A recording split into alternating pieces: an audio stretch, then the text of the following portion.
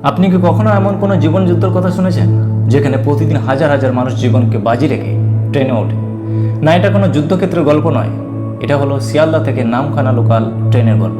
প্রতিদিন ভোর হতেই হাজার হাজার মানুষ বাড়ি থেকে বেরিয়ে পড়ে, কারো হাতে টিফিন বক্স, কারো কানে ব্যাগ, কারো চোখে পরিবারের জন্য কিছু করার স্বপ্ন। কিন্তু সেই স্বপ্নের পথে অপেক্ষা করে এক ভয়ঙ্কর বাস্তবতা। ট্রেন প্ল্যাটফর্মে ঢুকতেই মুহূর্তের মধ্যে শুরু হয় ধাক্কাধাক্কি, কেউ জানালার পাশে, কেউ দরজার দিকে, কেউ আবার কোনোভাবে পা রাখার চেষ্টা করছে ট্রেনের ভেতরে। কিন্তু সমস্যা হলো সবাই উঠতে চাইলেও সবার জন্য জায়গা নেই। ফলে অনেকেই বাধ্য হয়ে দরজায় ঝুলে যেত, এক হাতে লোহার রড, অন্য হাতে ব্যাগ, আর নিচে দ্রুত ছুটে চলা রেল লাইন। আর কয়েক ইঞ্চির ভুল মানেই সব শেষ। তবুও তারা ঝুলে থাকে, কারণ বাড়িতে অপেক্ষা করছে কারোর বৃদ্ধ বাবা মা, অপেক্ষা করছে স্ত্রী, অপেক্ষা করছে সন্তানের মুখ। অনেকেই বলে আজ না গেলে চাকরিটা হয়তো চলে যাবে, তাই জীবনের ঝুঁকি নিয়ে তারা প্রতিদিন এই যুদ্ধ লড়ে।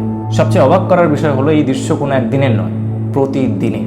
হ্যাঁ, প্রতিদিন হাজার হাজার মানুষ এইভাবে যাতায়াত করে।